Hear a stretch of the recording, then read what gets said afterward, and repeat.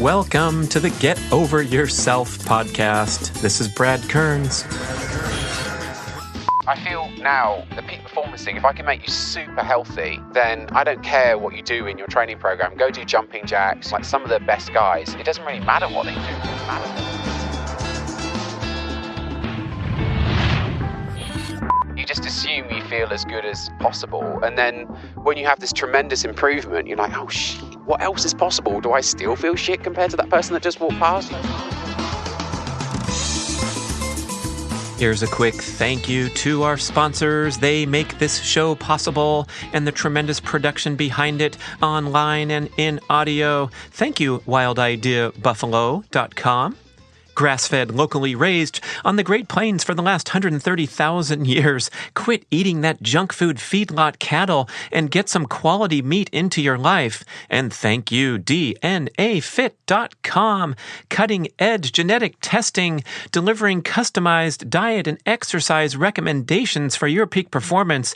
Use the discount code GOY30. Get over yourself. Integro Probiotics make this fabulous liquid probiotic high potency. It's called Flourish, so your microbiome can flourish. Gut health is everything. Get started. Visit entegrohealth.com. And Tribali Foods, pre-made, creatively flavored hamburger and chicken patties. When you're in a rush, drop one down, fry it up. It's delicious. Tribali. And Almost Heaven. That's the name of my sauna. These are beautiful home-use saunas made of real wood, shipped to your door, easy to assemble, and then you are rocking. That's right, I'm going from chest freezer cold therapy into the hot barrel sauna. Check them out at almostheaven.com. And the Primal Blueprint online multimedia educational courses. To go primal, go keto, get a stand-up desk going, master the challenge of endurance training. Go to bradkearns.com and click on the links to learn more about these courses. If you're sick of my voice on the podcast, you can now get sick of my face too on the videos. And Real Salt, America's only unrefined ancient sea salt. It tastes great, packed with natural minerals. Stop consuming junk food iodized salt and get real. And Ancestral Supplements. This is grass-fed liver, organ meats, and bone marrow delivered in a convenient gelatin capsule. Don't stress about cooking liver anymore. Just pop some pills or throw capsules into a smoothie every day like me. And now on to our show. Hey, listeners, it's Brad. I'm so excited to introduce my recent interview with Chris Kelly of NourishBalanceThrive.com. And also excited to use for the very first time my Zoom H4n Pro portable recording device.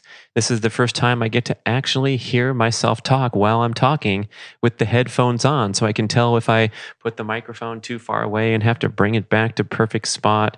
Same with my guests when I travel around and interview. Oh yeah. So Chris is a very interesting guy.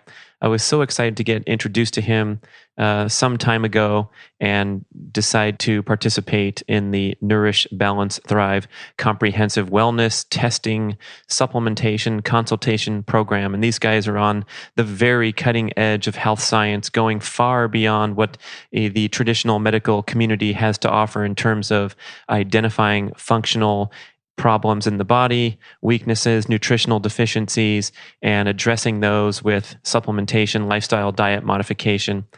And it's so interesting. We didn't talk too much in the interview about Chris's software background. Kind of gets a little bit over my head, but in the parking lot, he was explaining some of the ways that the algorithms work and how they feed all this information into a database. They had access to an insurance company's blood testing database of, I don't know if it was tens or hundreds of thousands of people. And so they have this massive database of information whereby by preparing these algorithms and getting into the software programming, that's Chris's area of expertise before he got into health. He was into the high-tech world, Silicon Valley world. That's why he moved from England over to the Bay Area years ago. But by inputting all this data and looking at patterns and programming, he can tell you, for example, with great certainty, 97% accuracy, that your testosterone is low because you have these other red flags, such as low zinc levels or other simple tests that cost $30 instead of $300 to perform the hormone panels. So they're trying to optimize the Nourish, Balance, Thrive offering accordingly by giving you some more affordable options for testing and consultation, preparing the questionnaire that you see on their homepage. So if you go to NourishBalanceThrive.com, you can take this 7-minute questionnaire, and it's going to inform you whether you most likely have gut dysfunction, as many people do, even healthy eaters. That was amazing about my program. I came out with some really freaky stuff on my blood, urine, stool, saliva tests. I had petroleum byproducts, toxic byproducts in my bloodstream. I also had byproducts of plastic in my bloodstream. He proposed that might have been from drinking warm plastic water bottles, the cheap disposable plastic water bottles, that it might have been left in my car, been heated up, the plastic leaches into the water. And so I had to do some detoxification, purification program, which involved taking niacin and then going and sitting in 190-degree sauna until I got really sweaty and uncomfortable. So crazy stuff like that you're not going to find at your doctor. But what's so great for me is that I've been on this health journey, this functional medicine journey as an athlete, dating way back 20 plus years ago. And back then it was like putting puzzle pieces together. So we had to travel around and seek out this known practitioner in San Diego who did this funky testing protocol, or go to the natural energy healer in Boulder and see what they had to say, because you're complaining about fatigue or diminished performance despite eating healthy, sleeping a lot, training hard.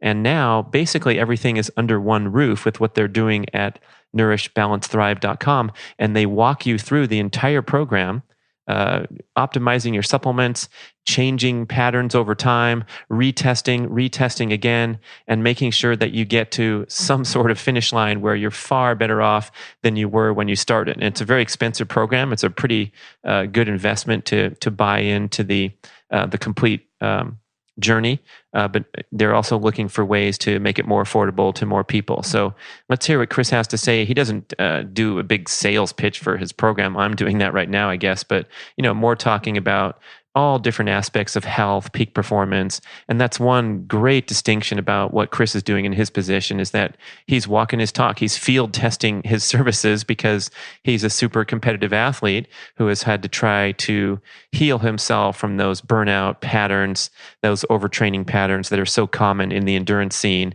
and rise back into a place where he's performing really well in the races on much more sensible training, and also preserving his health as he pursues these peak performance goals. So enjoy this recording. I met him at this retreat center in the Santa Cruz Mountains called 1440 Multiversity. Fabulous, incredible place where they have all sorts of retreats. But he insisted on recording outside, so we had to walk around the whole campus looking for a plug. This super high-tech place does not have a lot of outdoor plugs, but we finally found one. So we stood up, got some nature, beautiful sun hitting our faces on the big deck at the centerpiece, the amphitheater area of the campus, and it was a nice change of pace from sitting down in a quiet room. So hopefully you love the sound quality, because Chris brought all his high-tech stuff. We had headsets on with the little microphones, and we rocked it. Enjoy, Chris Kelly. Catching up with Chris Kelly here in his home of the Santa Cruz Mountains. I was so close to you coming to this retreat, this totally cool place called 1440 Multiversity. I said, hey man, we got to hook up. So thank you for joining me. I can't wait to get into your amazing story, especially this Nourish, Balance, Thrive operation that you've been doing for the last few years and making great waves in the alternative health community, especially with the athletes who've been struggling for so long getting the support they need. Obviously not there in the mainstream medical approach. So why don't you tell us what your operation is all about, and then we can take a few steps back and see how you got there. I think I'll agree with you that we're making great waves when it's not alternative, right? When we can remove the word alternative from healthcare, right? It just becomes healthcare. That's how I measure success. But yeah, thank you so much for having me. I love living in Santa Cruz. I'm not from Santa Cruz, so you can probably tell from my accent, but I do love living in Santa Cruz. It's sunny and the trails here are fantastic, and we're by the ocean. I live in the redwoods and we can go to the beach. It's just such an amazing place to live. And Yeah, you're right. This multiversity here. I want to come and do something. We got to here. do some stuff here. You'll hear about this place because we're going to put an event on here or something. So you mentioned the trails, and you're a big time mountain biking dude, which is critical to the story. Yeah, it is. I see the abrasion on your elbow there. Oh, yeah. Did that come from yesterday's race? No, that was actually the week before. I got crashed out of a race right at the start. The gun went off, and the guy to my left, he missed his pedal, but carried on pedaling. If you've ridden a bike, you probably know how this can go. So by pedaling really hard without being clipped in, he just went sideways very quickly and took out the entire peloton of mountain bikers on tarmac. So all of us went down. I was like, oh my God. And so I picked my bike up and my seat was pointing in the wrong direction and my bars were pointing in the wrong direction. I'm like, okay, maybe I could fix that and start the race. And then I saw blood on my crossbar and like, look at my elbow. I'm like, no, I'm going home. So the rest of my day was spent looking for somebody to put some stitches in my elbow, which was not that much fun. But yesterday, I raced again yesterday, and I had really low expectations, which I think you probably know this, isn't it? When you go into a race and you don't expect to do well because of what's happened recently. And like that's sometimes a really good setup, isn't it, for having a really good day? And that's exactly what happened. So I had a really good race yesterday in Wilder Ranch State Park. They hold an event here called the Old Cabin race now. I had 600 people yesterday, which is great. They only started it a couple of years ago. A fantastic venue. The race really showcases Wilder Ranch State Park really, really well. Came second in my age group, so I was pretty happy with that. So what are they putting you through at your age group? How long is the race and what's the terrain like? 27 miles, 3,500 feet of climbing. It's quite bumpy in Wilder Ranch, but it was fast. We probably averaged maybe 40 miles an hour, which is quite fast on a mountain bike for a mountain bike race. Yeah, it took me 2 hours and 6 minutes. And I think the top pros probably did it quite a lot, probably 20 minutes faster than that, honestly. Okay, so you're this winning endorsement guy for Nourish, Balance, Thrive. And tell us about the operation and how you help not only athletes, but regular folks too, but especially those people pursuing peak performance. Yeah, that's what we do. I realize that I am what we do. We help athletes achieve peak performance and sustained health. And so... Oh, those are two different things. Those are two different... They're almost like diametrically opposed, aren't they? So that's how I got into this. I had the peak performance. Let me go right back to the beginning. So moved here from London, started working for Yahoo, the big tech company in Silicon Valley. And it seemed like everybody had a road bike. I was the only person that didn't have a road bike. And I had a road bike in London, and a bike was something you used to get to work, right? It wasn't something you rode for fun. And nobody owned Lycra, at least no one I knew owns Lycra. And it was what everyone did here. And so I kind of joined in with that, did some road rides and really enjoyed it. Thought it was really great. And then somehow I got back into mountain biking. I'm not exactly sure how, but I can remember quite vividly being at Tamarancho, which is some mountain bike trails over in Marin County, which is the birthplace of mountain biking. And somebody's saying to me, oh yeah, you're really fast. You should come and do a race with me at CCCX, which is where I was last week and got crashed out. And so I went down there and I did it. And he was right. I was quite fast and I did quite well in my first race. And that was what kind of set the whole thing in motion, right? Like, oh, actually, I'm quite good at this. And so I got a coach and I started riding really hard and fast. This story is starting to turn now. The wonderful, beautiful, innocent start where you had a natural talent for it and enjoyment. And then he gets a coach and starts getting serious. Warning to listeners. No, I guess, I missed a bit out there. So the first thing I did was I tried to coach myself. And I thought that would be, if I did a 90-minute time trial to work every day on the road bike, like literally as hard as I could every day, then I would get faster. And it works for about a week and then you stagnate, right? And then you start not feeling good because you're so tired. So the coach actually was very helpful. He slowed me down and I started going longer. And he started periodizing my program, right? Like, okay, when do you want to be good? Like, let's work backwards from there. And so that was very helpful. But he was somewhat like focused on just one thing that's probably not very important, which is what you're going to do on the bike every day or not. I don't see that stuff as very important now. And I feel now the peak performance thing, if I can make you super healthy, then I don't care what you do in your training program. Go do jumping jacks. Like some of the best guys, it doesn't really matter what they do. Can we pull that out as the excerpt? That's going to be the intro to the show because that is just brilliant right there. And I try to say that to people that I've coached over time too. Like if we envision a top 20 list of the most important things for your success as an athlete, somewhere around 17 or 18 or 19 is the actual workouts. And number one is your sleep. Number two is your mental disposition and your dietary habits, and all these things are so much more important that by the time you get everything dialed, then you just go wind the pedals up and pedal. If you go fast one day, you go fast. And if you take it easy the other day, it's of minimal consequence because all these other mistakes happen that screw it up. Right. Yeah. So that health is really the foundation on which you build performance. But I didn't know that, in 2008. You're just pedaling your bike. Yeah, man. I'm just doing my thing. And I was eating, I think I had a lot of problems even as a child with food sensitivities. I was making some really poor food choices my entire life, but things got exponentially worse when I moved to the US. I'm sure of it. Sorry to hear that. I thought we were the most nutritious diet on the planet. I guess not. No, so I became very carbohydrate focused, and it was cereal for breakfast, sandwich for lunch, pasta for dinner. And eventually I lost my metabolic flexibility. So I've just used a technical term there, metabolic flexibility. And what I mean by that is I lost the ability to use both glucose that's coming from all that carbohydrate, all the pasta and all that, and fat. In fact, I wasn't eating any fat whatsoever. Everything was Teflon, like I'd steam broccoli and cook chicken breasts on Teflon. And eventually I found myself having to get up in the middle of the night to eat another big bowl of cereal, else I wouldn't make it through the night. That's how bad it was. I was so carbohydrate dependent. And then on the bike, I would start the ride with about 3 pounds of maltodextrin in those little squeezy tube things in my back pockets. And I was like a dealer. I had the deal. I won't mention the name of the company, but I was like the guy that had the wholesale account, and I would organize the spreadsheet and everybody put their orders in through me. And I had to do that, else I would probably gone bankrupt because I was consuming so much of it. And I got to the point where I couldn't go more than 40 minutes without having one of these maltodextrin gels. And if I didn't have it, I would start to feel lightheaded and dizzy. And if I was with someone, they'd start to look tasty.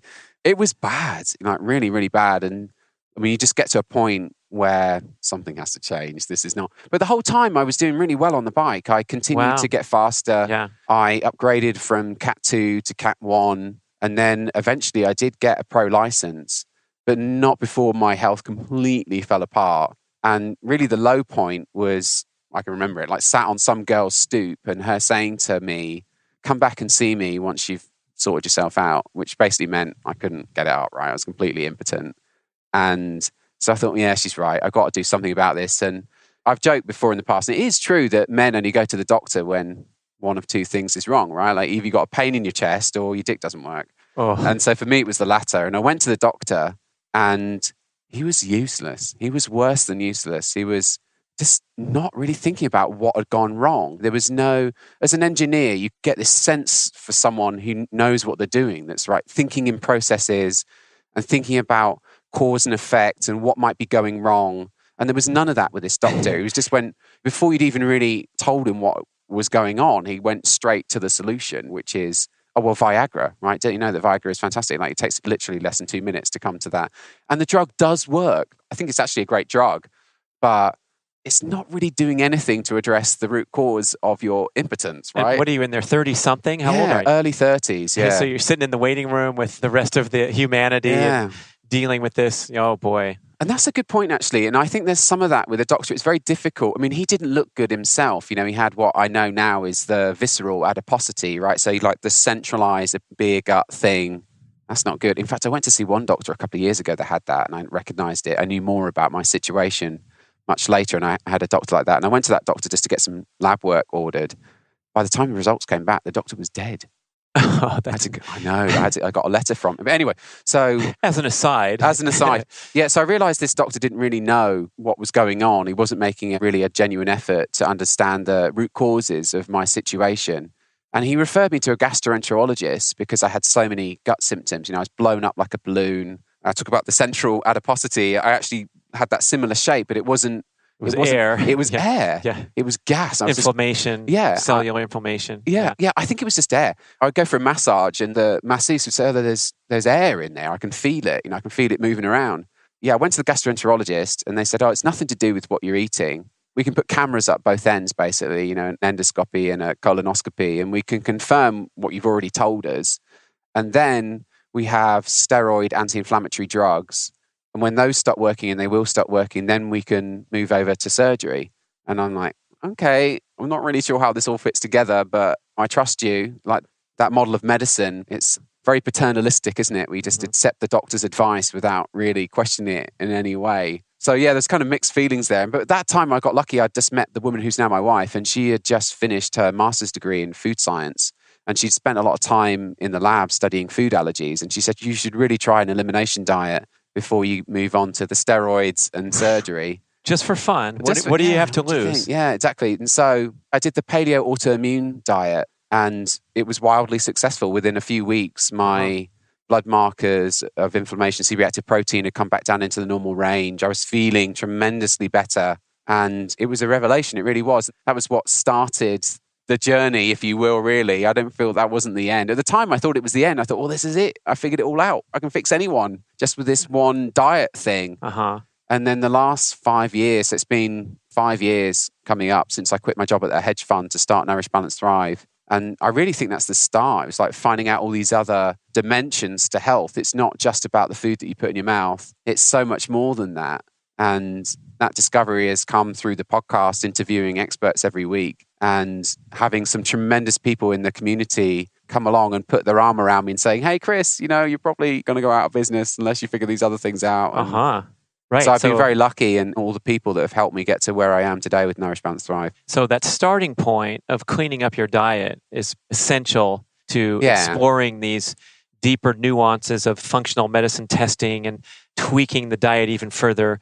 And I think that's an important point to make, because a lot of people are blowing their hundreds of dollars on supplements, but they're still slamming the sweetened 7 pumps of Starbucks drink and hitting all this sugar and having that metabolic dysfunction. Even the gut health, if that's not handled, then all these other downstream problems are probably not worth addressing in terms of your thyroid medication or taking your Viagra or whatever. So it sounds like you had that nice entry point where you cleaned up your diet, the inflammation went away, right? You got your functioning back, and so forth. I mean, it just kind of opens the idea of there might be something else out there for you. Like, maybe I can feel better than this. You don't really know how good you feel. Like, I don't know how, like, the person that just walks past, how good they feel. Yeah. Like, you can't, there's no way to know that, is there? And you just assume you feel as good as possible. And then when you have this tremendous improvement, you're like, oh, shit, what else is possible? Do I still feel shit compared to that person that just walked past? You don't know. And so you start investigating. And I feel like, I hope I'm at the point now where it's diminishing returns. I don't think I'm going to find another thing that's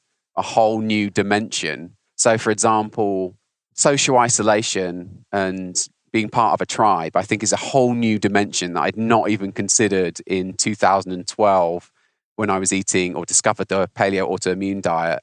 And now I know that's maybe as important, right? When you look at the epidemiological data, people who are lonely, that's the same risk as smoking. And so it's maybe as important, but I didn't know that then. I only know that from doing the podcast interviews. There's all these other vectors that you need to explore other than food. So with the program that you guys designed, heavy emphasis on healthy, nutritious diet.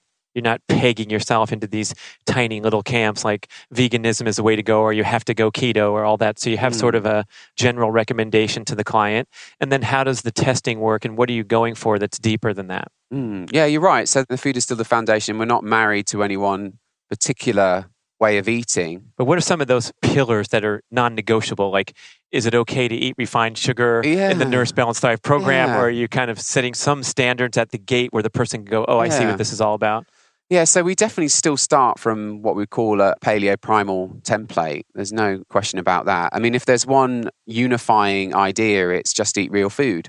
I mean, I think that's, would your great-great-grandmother recognize this as food? If the answer is no, then don't eat it. Instead of the caveman, how about your great-great-grandmother? Yeah, you don't have to go back that far. I mean, in the UK, cereal, people have only been eating that since the 1950s. Everybody had bacon and egg for breakfast before that. And then Kellogg's came along with a tasty cornflakes.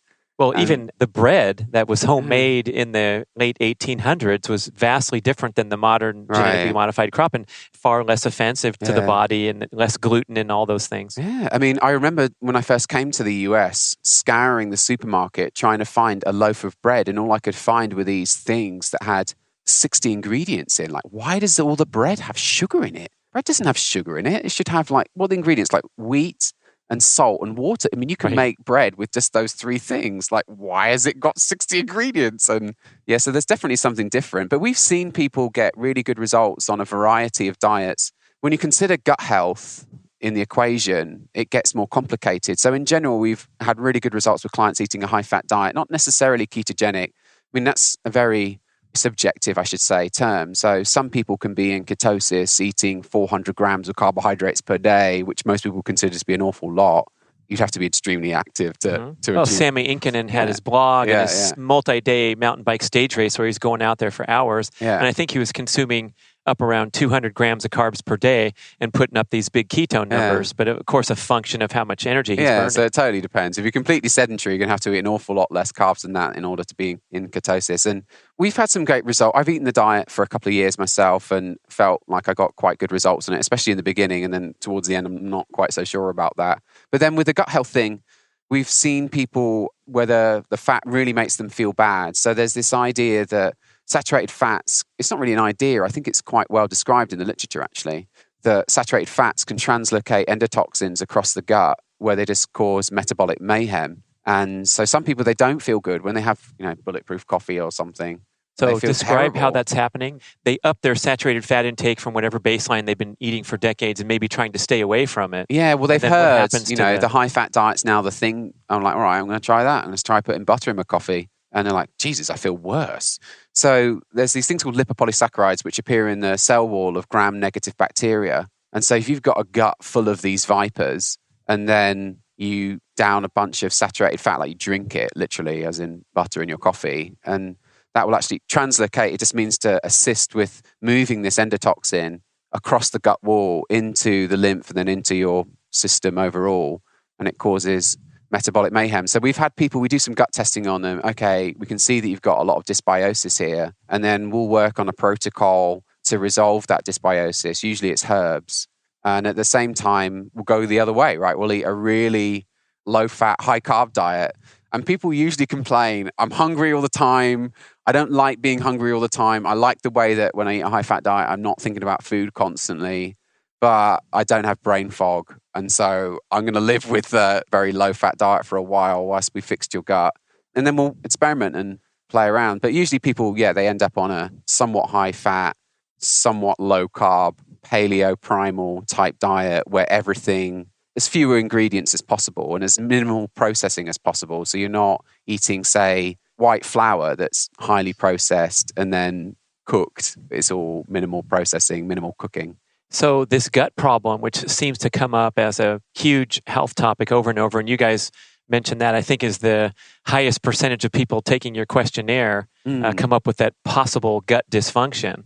Talk about how do you get that and how does it manifest? Well, I'm not sure that anyone really knows what exactly is going on here. I mean, so it's a complex system, and my guess is that there are many interacting factors that are leading to the end problem. And I think that athletes are particularly susceptible, and you do see that in studies that when you just take a bunch of marathon runners and then you test their poop afterwards, they've all got occult blood, which is like hidden blood in their stool. So something is going on with the gut when you're exercising really hard. And that kind of makes sense when you think about it from a physiological standpoint, because when you're running away from a tiger, you don't really want to invest in long-term building projects. And digestion is a long-term building project, right? So you divert blood away from the gut towards the exercising muscles. And then hopefully at some point soon, you get away from the tiger. And then you can go back to the rest and relax and digest and all of that. But of course, that's not really the way that we train nowadays, is it? It's like you run away from a tiger for 2 hours and then you go and do it again the next day, right? And slam sugar into that stomach that's not primed for digestion because you're functioning. Exactly. So maybe some of the carbohydrates you're consuming, these acellular powdered carbohydrates, they may be creating dysbiosis in themselves. Like maybe some of that basketball belly that I had was being created by these damn maltodextrin gels that I was consuming. It's just like all fermenting away in there. Let's take a mid-roll break. This show is sponsored by Goo and Power Gel. Packaged sugar down your throat while you're training so you can keep going if you're in a carbohydrate dependency diet. This is serious stuff, because if you're talking about like the triathletes, we're out there for hours in a day training, doing these different workouts and slamming so much acellular as the already broken down form of carb. It's all powdered. You think about a banana or a sweet potato and you cut it in half, the carbohydrates, the starch granules are still inside of a cell for the most part. Whereas refined sugar. It's not. It's all ground into, that's just glucose and fructose mostly, that's just like ready to go. You can almost absorb it through your mouth. You don't really need digestion. Right. So you're consuming a lot of that during exercise and in and around exercise. Mm-hmm. And during a lot of that time, you're not really primed for healthy digestion. You're not in that parasympathetic state. You're in that kind of running from the tiger type thing. I imagine that would stress digestion as well. Yeah, exactly. And then so when you stop, there's this thing they call a reperfusion injury. So when you diverted blood away from the gut and then you stop exercising and then the blood comes rushing back, and that can actually cause damage. It's a bit like, imagine you to put your foot on the end of a hose pipe and you turn the tap on. I don't know, maybe it's a stretchy hose pipe and it's sort of everything. And then when you finally release it, there's like kind of this sudden rush of fluid that comes back, and that can cause injury.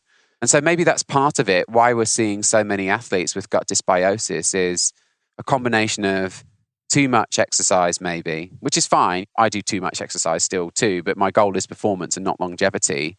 And then you couple that for now. That's my, yeah, we'll talk. How old are you now? 42. Okay, so this is like your mid-30s is when you hit these roadblocks. Yeah. And now you've cleaned up your act and you're going for it, squeezing out a few more years of peak performance with the masters. Yeah, so there's that. And then there's the carbohydrates, which we talked about. And then also, you think immunity is also a long-term building project, right? So you're running from a tiger for 2 hours. You're not going to be investing in immunity at that time. Why would you do that? That doesn't make any sense. If you're about to be eaten by a tiger, why would you invest in immunity? That's something that maybe is going to kill you next week at the earliest. Or if it's cancer, then that could be years away. So, right, you're talking genetically speaking, because we only have a certain amount of energy and resources to devote.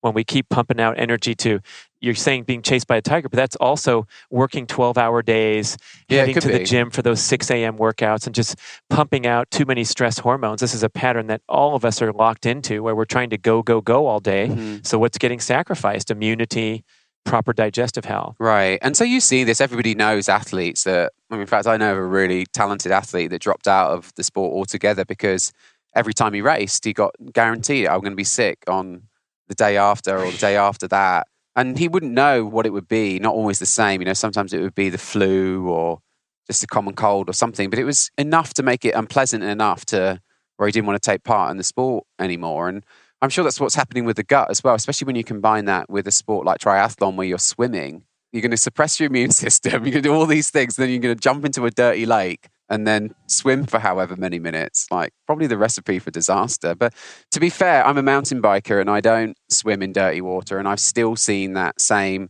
like looking after my gut has been an ongoing process. So I do test fairly regularly. And sometimes I find stuff that I've never seen before. I'm like, what the heck? Now I've got H. pylori. Where did that come from? So it feels like a bit of a process like anything else where you're looking after a machine. And if you're running that machine ragged, then you're going to have to do more maintenance than if you're taking it easy, So this concept of gut health is so new that most likely if you go to mainstream, your family doc or your gastroenterologist, they're going to tell you the same story today, even though that was 5 or 6 years ago. They're going to want to stick a tube up there, give you a steroid, something like that. So if we're interested in improving our gut health or investigating whether we have problems or not, what kind of steps would we take? Well, you've got to do everything that you can by yourself first. So most of the people we work with, they've already been through quite a long process of trying things for themselves. And then you get to a point where you're like, I think I'm stuck. I've still got diarrhea quite a lot and it's not getting any better. Yeah. And I've tried the AIP diet so there's probably something else there. And at that point, you need some help. But you've got to do the basic stuff first, right? So you've got to eat the Primal Diet, which is probably going to be free of gluten and dairy, the two most common food sensitivities that we see. So you should at least do an experiment where you don't eat those things for a month or two to see if that helps. And then obviously sleep is a big part of it. And all these things, they kind of tie in together. It's very difficult. I talk about these really restrictive diets that require a lot of willpower in order to execute. But if you're not sleeping well, you're just not going to have the willpower to make those decisions, right? And so they're all tied in, but at the same time, it's very difficult to sleep well if you've got 7 gut infections and you're not eating well, right? It's like a catch-22, but you've at least got to make your best effort at trying some of these things, like prioritizing sleep and eating the diet, and then maybe some techniques that can help you handle stress better. So guided meditation was quite important for me in 2012, and maybe less so now. And then making sure you're not lonely. That was probably a part of my thing as well, right? In 2012, I come here from the UK. All of my friends, and even to this day, all of my best friends are still in the UK. Not all, but mostly. And so I didn't really have a very strong social support group at all. And I think that's important too. I mean, there's definitely some stuff, like listen to some podcasts. That's what I did too before I got into the testing and that. I listened to a bunch of podcasts and I just tried about 13,000 things by myself. And then eventually I was like, okay, I need someone to help me here. Yeah, the stress part is a big one. I've just, finished this leadership retreat where they're talking about your fears and how we operate so often out of fear and anxiety because we're worried about what people might think of us, or we're worried about the end results. We're attached to the results of what we're doing in our career or as athletes. And my presentation was about getting over yourself, noticing that when you have a pure motivation for whatever you're doing, that's when you get the best results instead of being fixated on the outcome and attaching your self-esteem to the outcome. And there's no blood test for that at your doctor. And they're probably not going to mention that at your doctor's. But I think when you take these steps in the name of protecting your health, respecting sleep as a top priority, then you can start to make the progress at the cause rather than, I think we're fixated on how do we address the symptom. We take the Viagra. How do we address an inflamed gut? We take whatever you take, Maalox or some of those aids that are right on the counter and they seem like an easy solution, but we got to take those baby steps first. We're heading with the show, we're progressing toward that point where we're going to get into what kind of testing are you doing to your Nourish, Balance, Thrive client who's said, okay, I cut the sugar out, I'm managing my sleep, I feel like I'm checking a lot of these boxes off, and I want to be better. Maybe I don't even know I'm suffering. When I started taking your test, I felt pretty good, but I had those complaints, and I wrote on the questionnaire, sometimes I crash and burn with my energy patterns. It might be a day or a day and a half after I do an intense workout, and I feel like crap the following afternoon, and I also want to improve this or improve that. Then we're going further down the road after we're agreeing that we're on a healthy path. So what's next for that?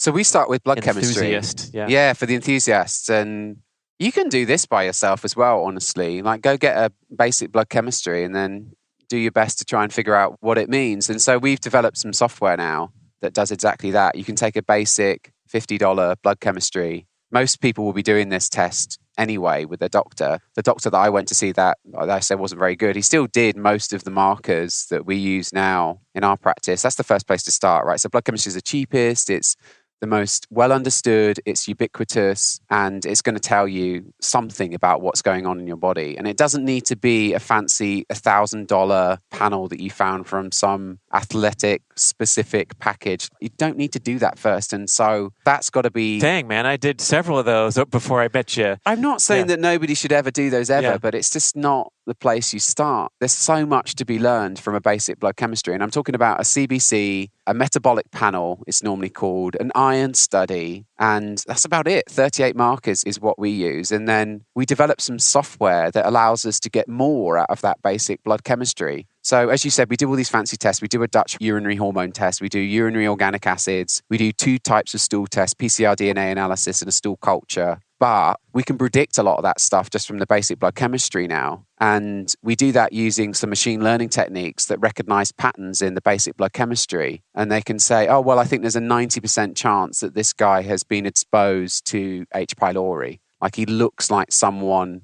that has the IgG antibodies. And so that gives us a place to start. We can use that as a navigational aid. The tests are not perfect. My algorithms are not perfect. There's a chance I got it wrong. And in fact, IgG antibodies are not diagnostic of an infection anyway. You've always got to do some follow-up testing. But it gives us a place to start now. A few years ago, we would just shotgun. We would just have people do all of the tests. And that works, especially for the type of people that we work with who are maybe cash rich, time poor. I just spent $10,000 on my bike. I'm hoping to go to Kona. I don't really have a year to work on this. Okay, well, let's just do all the tests, right? And then fix the problems we find. And that can work well too. But as we scale beyond that kind of cash rich, time poor individual, then working more methodically, I think is going to be important. Well, some of that stuff I think is obvious if you're feeling lousy and you can predict maybe that you're I used to go get tested because my brother worked in the lab when I was racing as a triathlete. And I'd go in there when I felt like crap, and my hematocrit would be down to 36 or 38 instead of normal in the 40s. Or now these days, doped off your ass up to 50.0, right? But what I would do is I'd go home and rest, and I'd eat a lot of meat and sleep. And then I'd go back and start feeling better, and my hematocrit would be back in 43, 44 because it was a function. And same with my testosterone numbers would be down in the dumps when I felt like crap. And when I felt good, my blood was better. So making it more than a numbers game, I think, is important. But at the same time, my experience with you, I went through the entire program with all the testing, and you identified these random things that I had no idea were holding me back, and then targeted the supplementation. So we can talk about my particular case if you want, but for someone who's reporting pretty good on so many levels, what are the patterns that you see through these advanced tests that you might not get at your general medical approach and your medical checkup? Yeah, so we're definitely seeing a lot of infectious stuff in the gut that's very fixable. And you can fix that using botanical herbs. And we have really good results doing that. And it's all evidence-based. I can send you references for everything that we recommend. And the program, it includes everything. So we run a $10,000 program, and it includes all the testing, the supplements, everything. So we're not going to send you on a shopping trip to try and find some botanical herbs. So you enroll in the program. And it includes all the testing, all the retesting. Exactly. So that's how we know that the botanical herbs are working, is because we'll redo the test and see that it worked. And you can also go to your doctor as well. We've had people do that. H. pylori is another good example, actually. You can go and see your primary care doctor, and they know exactly what to do about that. And H. pylori is classified as a carcinogen because if left untreated and with stress, probably is that crucial factor, then you can develop stomach ulcers, which can become cancer. So even the traditionally trained primary care doctors are interested in that particular bug. So we see infectious causes of problems, but then we also see a lot of nutrient deficiencies, stuff that they don't really seem that interested in that. A vitamin is that's not really proper medicine, is it? A vitamin deficiency, we don't see that, but we do. And it's subtle, but I mean, we're working with people that care about that last 5 or 10%. And so as an example, you may have a B vitamin deficiency that's leading to that lower level of hemoglobin. So for example, you need B12 and folate in order to have a mature red blood cell. And so when you run a basic blood chemistry, you get the CBC, that's a $13 test that you can order for yourself. You'll see your mean corpuscular volume is up into the high 90s maybe. And it's because you're deficient. So there's lots of reasons why that might be the case. But one of the reasons are you might be deficient in B12 and or folate. And I can predict that using my algorithms. And that's a really easy fix. You can maybe even fix it by taking a multivitamin, a really good quality multivitamin, not the $6 Walmart multivitamin. That might even make it worse, right? There's a difference in quality of vitamins? They're terrible. I just got my dad off the most saddest multivitamin I've ever seen in my life. It had all the non-bioavailable forms of every single vitamin, like cyanocobalamin, which is not really even B12. It was just so sad. And it had loads of binders and fillers. I like looking at the label. If you're an amateur and you go to Costco and it says other ingredients on your multivitamin, and there's a huge list of them. So I guess if you're just a novice, maybe going to a specialty store or an internet resource that has a lot of backup and maybe some customer support rather than buying the giant bottle for $9 is a good step. Just go to Thorne Research. Like if you're an athlete, just go to Thorne. I mean, we do sell Thorne products, but I don't have an affiliation with Thorne in any other way. And they just have the best stuff, right? So you have like really good MD PhDs designing their products, and you know you're always going to get the best stuff in them. And they do mass spectrometry, which is the same technology we use in our clinic to test all the supplements 3 times as they go through the production line. And so you know it's not going to be contaminated with arsenic or lead, or it's not going to have something that shouldn't be there. We work with some Olympians, national champions, other people who get tested. And the last thing you want is for them to get busted for something that was in their multivitamin. Like, that's just dumb, right? So, and guess what? There's not a lot of regulation here. This is not an FDA. No, it's a Wild West deal. Yeah. It's a Wild West. You slap a label on there and you buy your Chinese herbs, and we don't know if they're from toxic waste dump in some other country. Yeah, crazy stuff. So you got to be careful and go for those reputed brands. I mean, that's been Mark Sisson's business for 20 years. Yeah, of course. And Mark, mate, it's actually, I was just reading an article by him. That's a really good litmus test, actually. He was writing about it, the 5-methyl tetrahydrofolate, which is the active form of folate.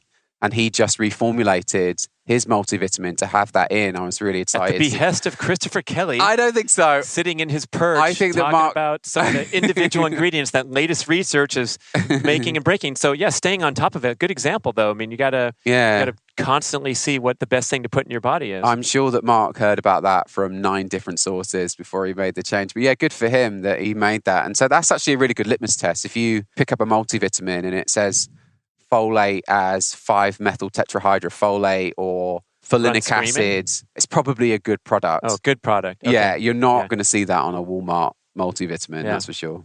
One of the other interesting tests, I've had these over the years. I had that salivary cortisol done where I'm spitting into the container. It was 5 different times a day or something, right? Mm-hmm. So what is that all about? Because I know so many people are worried about adrenal burnout and you get these terms of that nature. And this is kind of tracking your regulation of your stress response. The artist formerly known as adrenal fatigue. Right. The catch-all term slapped on everything. Yeah, I must admit, I did fall for that in the beginning. I did these training courses and it was all about adrenal fatigue. And it was a very stress-orientated approach to health. And there's definitely something to it. That's been a reoccurring theme that I've learned in health and fitness is you'll hear lots of people talking about stuff and they're like talking about it as if it was the only thing in the world that mattered. And usually what it turns out to be is there's something there. You hear people talking about MTHFR or Candida or SIBO, or I've just been talking about gut infections or carbohydrates and metabolic, but they're never quite as important as the person who's talking at that moment makes them out to be. And especially if they're selling something. Yeah. Our supplement for adrenal fatigue. It's called Chill Out. Myself included in that list there. But yeah, so adrenal fatigue. So it's a very misleading name because there's almost certainly nothing wrong with your adrenal glands and the problem is in your brain. Right. But Dr. Kate said that too, that your adrenal glands are fine. Yeah. They're just working too hard. They're just doing what they're because of your being told. stressful ass life where you can't slow down and get enough sleep. Yeah. And it was a real mind blower to me because when I was an athlete, I started to study more and more about the stress response and cortisol and the balance of all that. And I concluded that like my success as an athlete was all about how well I could recover and manage stress. It wasn't about the workouts anymore. At a certain point where, hey, you got to get in shape. And if you're 3 minutes behind out of the water, guess what? Get your butt in the pool and swim more and become more competent. But at a certain point, it was like, how do I maintain performance? Let's say my best performance ever. I won the race. So why can't I win every single race? And it's managing that stress response. And you get into that terminology of, well, I have adrenal fatigue because I raced 27 times around the globe and traveled all over, and now I feel fried. Oh, I'm so sorry to hear that. It's an incurable disease. It's like when she said you have that to stop exercising. Yeah, when there's nothing wrong with your adrenal glands. That was a big epiphany for me. Like, oh my gosh. So if I went to Hawaii and laid on the beach for 14 days, my adrenals would maybe it would take 6 days to recover. And then they'd start regulating the salt balance and doing all their jobs properly, unless I have Addison's disease or something crazy. Yeah. But now you're talking about the 8 million people that say that, and almost all of them are fine from that disease perspective, but it's the inputs, the source is what's screwing them up. Right. Yeah, so that's definitely true.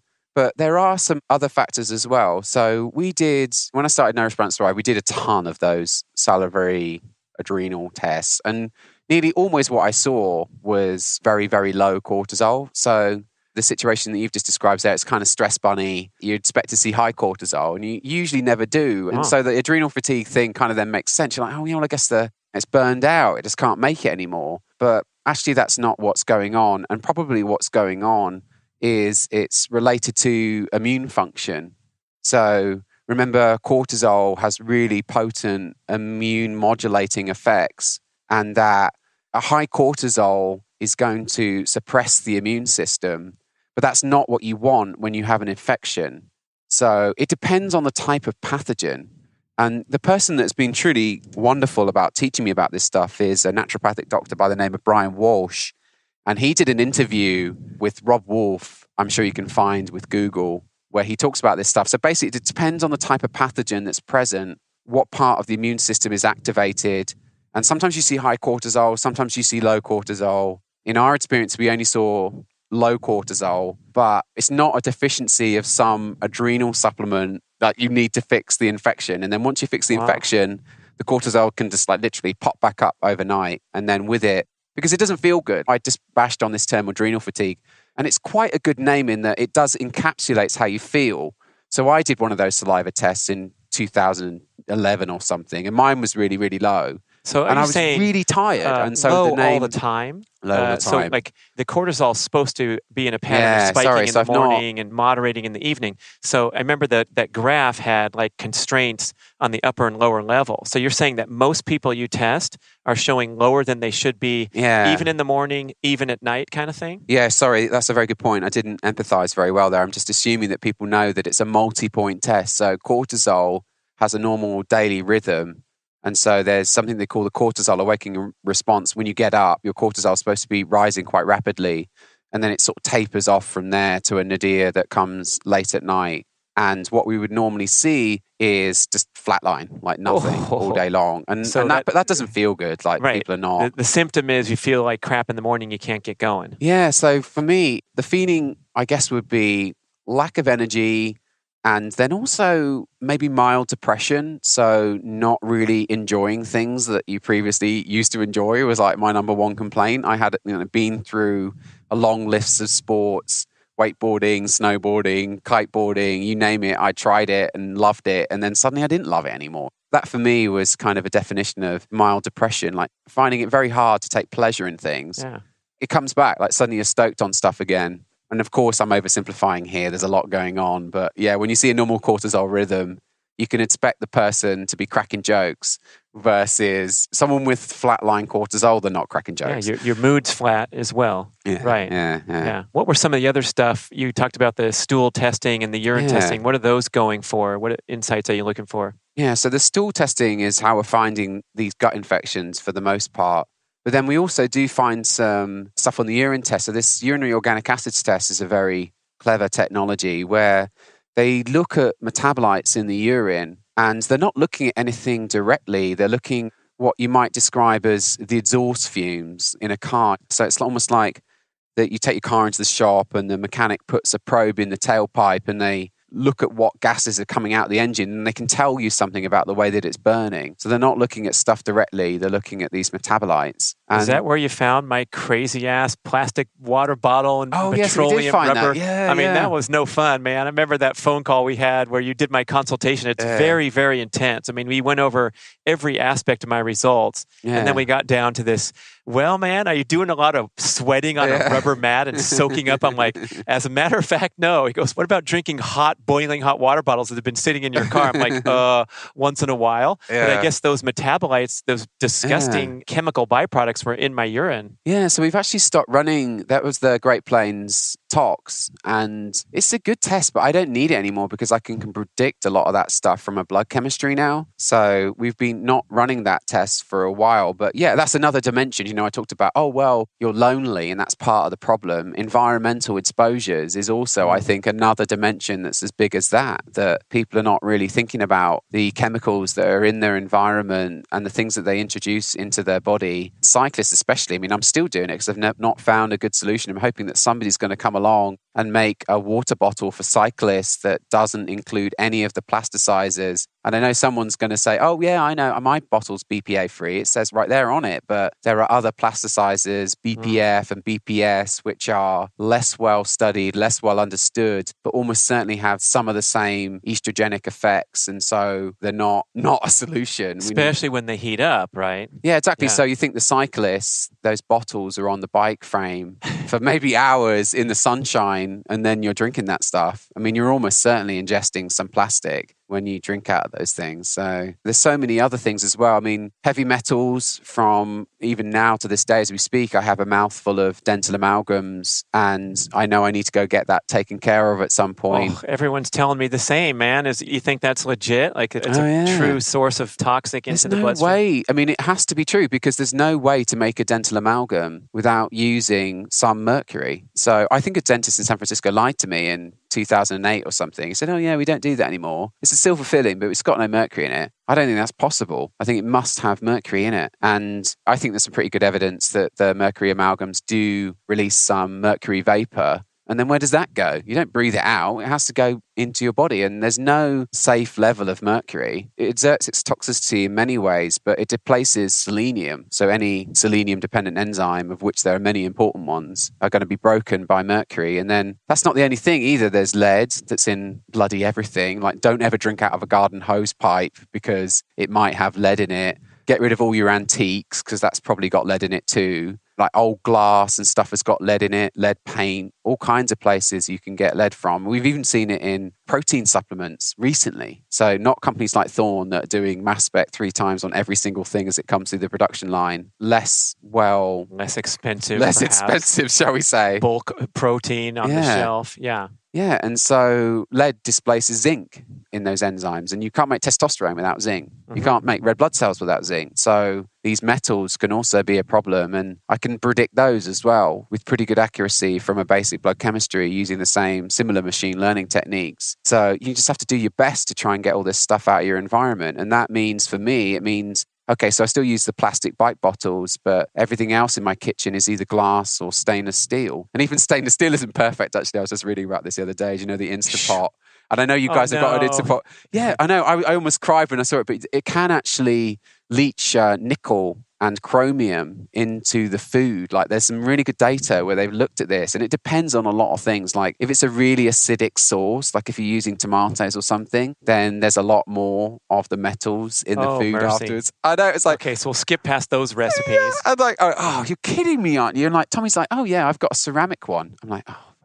That's right. Me? It's an accessory. You can order that. All right, we'll switch over to ceramic. Like my wife said, you'll pry my Instapot out of my cold dead hands. Like, no way. I mean, you have to be careful because at some point, worrying about this stuff might become as dangerous as the stuff itself. Yeah, so you kind of just have to... I mean, I heard the Mercola podcast where he's talking about the Wi-Fi and the signals and unplug your router every night, which sounds very reasonable to everybody. Or switch the power main off in your house every night, which is a little bit more difficult step in. You got to reset all your things. But apparently he won't take a picture unless you put your phone on airplane mode so that he won't get exposed to that thing. And digging a little deeper and asked some experts about this, and the people that are vulnerable and sensitive, this stuff really does matter, and it can really F you up. And maybe some of us are more fortunate where we can eat those meals out of the Instant Pot and suffer no ill effects, but I'm looking at big picture. Like, I want to live to be 123, as easy as 1, 2, 3. Break the record. It's now 122. And so if I have an ambition to have nice longevity and peak performance for a long time, then you got to start looking at these little things like your mercury fillings and all that, but not before we address the big picture stuff. Because I think some of these health freaks that we're immersed with, you see them going off on the different topics, but the emails are being sent at 11:45 at night. And it's like, wait a second, shouldn't you be sleeping rather than doing more research on the toxic effects of your plastic water bottle and the bike cage? And at least you're out there riding your bike and pedaling and monitoring your heart rate rather than indiscriminately slamming yourself. Right. Yeah. So Tommy Wood is my MD PhD. He's the architect of our program. And I wouldn't be where I am today if it wasn't for him. He was one of the guys that came along in the very early days and took me under his wing and mentored me quite closely. And I think he nailed it when he said, look, if I can do something about this and it's not going to make a lot of difference to me, then yeah, sure, I'll go ahead and do it. And so, yeah, turning off my Wi-Fi router at night is something that I do because it makes literally zero difference to me, like flipping that switch late at night. And it's good for it to refresh your pipeline. Yeah, I think it's very doable. But if I were living in London and I turn on my phone and there's like 19 Wi-Fi signals. I hate that, man.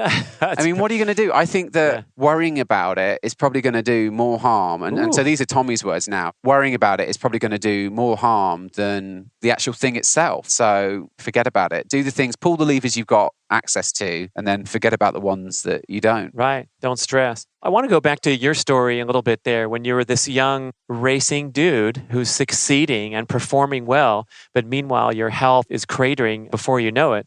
But for that time period there where you're still performing and still winning races and doing magnificent athletic feats. How does that work? I know Maffetone has mentioned this a little bit, where this overstress pattern or this overstimulation pattern can, for a short period of time, deliver these amazing results. And you're setting PRs because you're bathed in these stress hormones that deliver peak performance effort while chipping away at your immune system. Yeah. I think that's exactly right. You just answered your own question quite well there. I think that's exactly right. Yeah, I noticed that on the bike was about the only time that I felt good. And it wasn't immediate. Like, I wouldn't want to do it. Like, I'd be sat in the office thinking, I used to be able to finish work at 1:00 in the afternoon and go ride my bike. What time did you start work? 5:00 in the morning. Right. So you're going 5 to 1 and then hitting more stress after that. Yeah. Crazy times. Yeah. I mean, it wasn't a terribly stressful job, but I'd be sat there at midday thinking, I really don't want to go ride my bike right now. Right. I really don't want to go. But then I don't want to go home either. I would like, I'd get the train back home and that wouldn't be fun either. I'd get home and I'd be sat there miserable.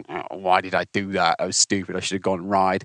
So I would invariably go ride instead. And then it would take a while, usually about an hour. And then an hour in, you start to get some of that cortisol going that we've already talked about is really, really low. And yeah, I'd start to feel good. And that was one of the few times where I would feel good. And that's kind of addictive, isn't it? If that's what you need to do in order to feel good, then you're probably going to do more of it. You're getting a hit of dope like a drug user, right? Because that cortisol is spiking due to the fight or flight stimulation of your ride. And I know that pattern very well myself, where I was exhausted during daily life. But as soon as I jumped in the water, I rallied because I was so focused and driven to be a competitive athlete. And that sets you up for a very slippery slope downward when you can't even function normally and healthily in everyday life. Right. I think this does lead into exercise dependency, where you can't... I used to be that guy that couldn't go anywhere unless I had a bike on the back of the car. Couldn't possibly go on holiday unless I brought my bike with me. And I'd be on the turbo trainer if it was raining outside. On the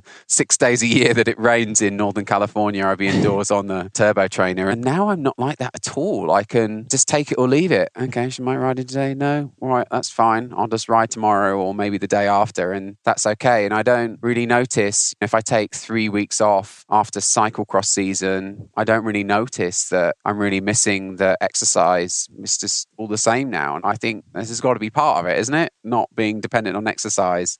And what's happening to your race results accordingly? Yeah, so I did get the pro license, but I was never competitive as a pro. Like a mid-pack result was... Wow, he's actually admitting this, a former pro athlete. Usually people, if they had that pro license, that's all they talk about is I was pro this and pro that. No, I knew exactly what was going on. So it was something I'd wanted to get, and I did get it. And then I joked when I got it that the USAC just gave me permission to never win another race ever again, right? It's like, it's not that much fun, actually. And eventually I realized that it was really taking the enjoyment out of this sport. I would turn up and I would ride and I wouldn't even look at the results because I knew that it wasn't going to be good. So I just stopped looking at them, and it kind of took a lot of the enjoyment out. And I've gone back to racing the age group, and it's more fun. It's like guys that I know, and we kind of duke it out, and we talk before and after the races, and it's just a lot more fun racing age group. So you have to kind of define success. Like, which do you think is more successful? Is it being maybe 5 or 10% faster and having a pro license and doing those mid-pack finishes? Or is the success look more like it did for me yesterday, where I just had some fun with some local guys that I know, and some other guys from out of town showed up, and they've probably done really well in some other big race, like Sea Otter came recently, and there was probably some guys there that did really well at Sea Otter, and they were kind of aggro. At the beginning of the race, we were racing along the bluff, and it was like sandy kind of fire roads, and it was all kind of really wiggly, like there was a good chance you were going to fall off. And they were kind of getting aggro and shouting, and they probably thought they were going to do really well because they've been out to Sea Otter and done well. And they didn't realize that there's a bunch of like local guys in Santa Cruz that are actually quite fast. They just don't come out and race Sea Otter anymore. Watch out for local guys, period. Wherever you are, wherever you go, there's some local guy that is going to mess with your head for sure. Yeah, and so, I mean, maybe what I've done is I've just reframed success, right? Like success for me. And I take great pleasure in my daughter is doing the kids' races as well now, especially at the cyclocross races. And there was a really good one yesterday as well. She's on a little strider bike and... Wait, she's 4 years old? Yeah. She's doing a little race? That's cool. I mean, it's just a kids' race. I'm sure people that have been to bike races have seen what they do. But yeah, it's just a little kids' race. And it's actually yesterday it was mostly older kids, maybe 10 years old or something on much bigger bikes. But she really loves doing the kids' race. And that's a big part of why I go as well now. So you have to kind of reframe success a little bit. I love that. I mean, speaking of health and promoting your health and getting to topics like this, after we finish with the diet discussion and the supplements and all that, I think that's a huge thing. And it's really healthy to have a competitive goal, to be out there and putting yourself on the starting line, especially as I get to my age group. I'm 53. I'm long since done with elite racing, but to have that part of my life where I can pursue a competitive goal and try for it, the context is less important. So like when I clear the high jump bar in an empty stadium and I scream for joy in the pit because I just had a great jump, it feels the same to me in every single way as winning a big race in 1991 with people clapping and TV cameras filming me, because it's just a personal challenge, a personal goal. I think a lot of athletes let that go because they're all or nothing, self-absorbed in the importance of their top level. They're racing in the pro division. So now why should they even bother with a lower goal? But there's that magic in saying, hey, this is what I'm all about right now. I'll never go as fast as I did back in my prime, but who cares? Because I can still have that same sensation of going for it. Yeah, I mean, one of the traps I fell into was the constant horizon seeking, right? I almost caught myself doing a little bit of it yesterday, actually, whereas you win that race and you get that upgrade and then, well, I'm not really satisfied now because there's that bigger thing that I should be aiming for now. And so there's always someone that's faster than you. And so this is true in many things in life. So for example, we'll work with clients who have a weight loss goal and they'll say things like, I'll be happy when I'm 20 or 30 pounds lighter. Well, guess what? When you're 30 pounds lighter, there'll be something else to be miserable about, right? Like you have to be in love with the way that you are now and stop with the constant horizon seeking. So yesterday, I turned up, I said I had no expectation because I'd been crashed out the race before and I had stitches in my elbow. But the moment I realized that I was probably going to get on the podium, right? I was in the top 3 and I just had to drop this one last guy and I would be second. And immediately I thought, oh shit, did I really try? Could I have won that race? I mean, it's the same thing, right? It's ego the constant, rises above. Yeah, it's the constant horizon seeking, and it's a terrible trap that you have to be aware of, I think. Love it. Chris Kelly, thanks for catching up, man. Great close there. Well, thank you for having me. Yeah, NourishBalanceThrive.com. You want people to take that free quiz, which was so enlightening. Yeah, I mean, as a first step to. If people are interested in hearing more about the things that I've learned over the last few years that help athletes achieve peak performance and sustained health, then come listen to the podcast. It's the best place. I really feel like I've had a lot of fun and learned a lot of things with the podcast. I love that podcast. That's where I learned all about dark chocolate from Terea Rodriguez. It's very eclectic. Going deep into interesting topics. Yeah, very eclectic. Yeah, and I realized that was one of the smart things that I did. Not my mother-in-law came up with the name Nourish, Balance, Thrive, but I realized that it gave me permission to talk about anything on the podcast, anything that would help people live better lives. And so the scope is quite broad. I'm so glad that I didn't call it the keto anything, because I really would have gotten bored of talking about keto by now. So yeah, it's a very broad range of topics. And if you're interested, we've used some similar techniques actually with some machine learning algorithms that allow us to try and predict some of the problems we find on the advanced testing that we do. And we can do that. You just spend 7 minutes clicking on radio buttons. We call it our 7-minute analysis. If you come to the front page of NourishBalanceThrive.com, you'll find a link to the 7-minute analysis. And we made some whiteboard explainer videos that explain some of the problems that we find using the prediction. So it's all personalized. And that's a good place to start as well, just to give you some ideas to sort of think about things, places you might want to go next. Go check it out. It's top stuff. Thank you for joining us. Thanks for listening. Da, da, da, da, da, da, da, da, da.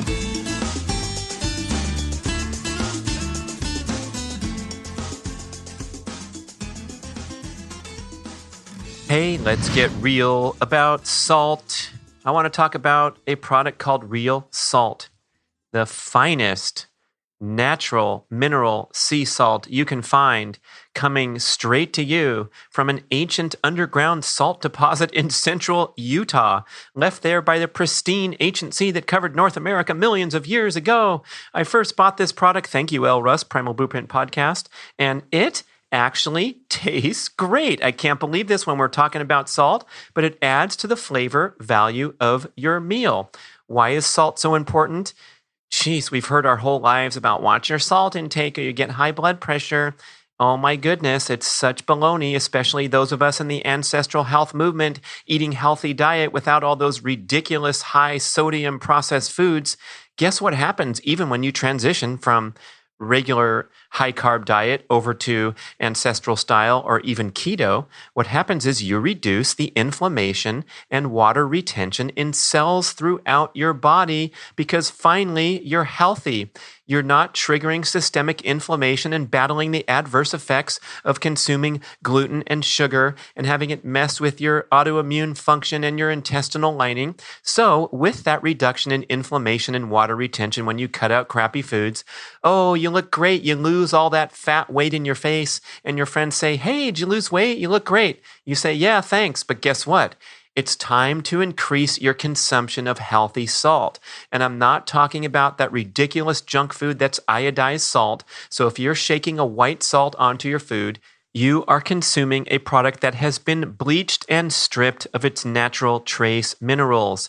Real salt, on the other hand, is completely unrefined and full of supporting natural minerals and flavor the way salt was meant to be savored. And what a cool company. These guys are so chill. I met them in person at PaleoFX. They're committed to the greatness of the team, the employee. Listen to their philosophy. We believe that profit is the means, but that the end goal is human development and life enhancement. We're committed to improving the community and promise to provide continual growth opportunities for our employees. Realsalt.com, wherever fine foods are sold. Support these guys. Get your diet right. Add more salt. It's delicious. Thank you. Let's talk about Tribali Foods. If you're super busy and you want a convenient meal to make in a short time, but you don't want to compromise great taste, gosh, doesn't that sound like a commercial?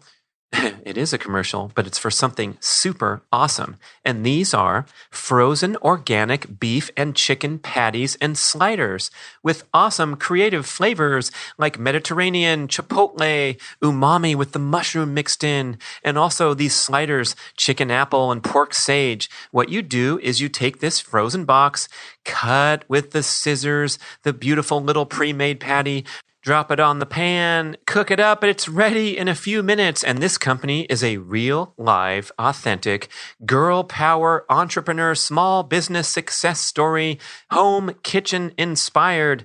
Welcome everyone to the new world where the big multinational beasts that make garbage food are getting knocked off by people who care about what they eat and about their health. And Tribali was started by my friend Angela Mavridis in Southern California, lifelong family restaurant business member. She was a vegetarian for 35 years, and one day she had a steak, felt great, and started on this path of experimenting with creative ground beef recipes and flavorings in her kitchen. All her friends loved it. She was buying tons of ground meat from Whole Foods, and they're like, hey, what are you doing with this? So she brought them in a little sample. They loved it. They flew her to Texas to meet with the national buyer, and they said, literally, start a business and we will place a large order. So this is a wonderful small business success story with love and attention to everything that goes into this product. Delicious, totally keto friendly. Go look at the pork mini sliders. We're talking 1 gram of carbs, 11 grams of protein, 17 grams of fat, and you get 15% off. Just visit tribalifoods.com, TRIBALI, and enter Get Over Yourself in the coupon field, and you are good to go. Shipped directly to your door, cold packed, frozen stuff, thawed out in a day, and you have quick dinner, quick lunch.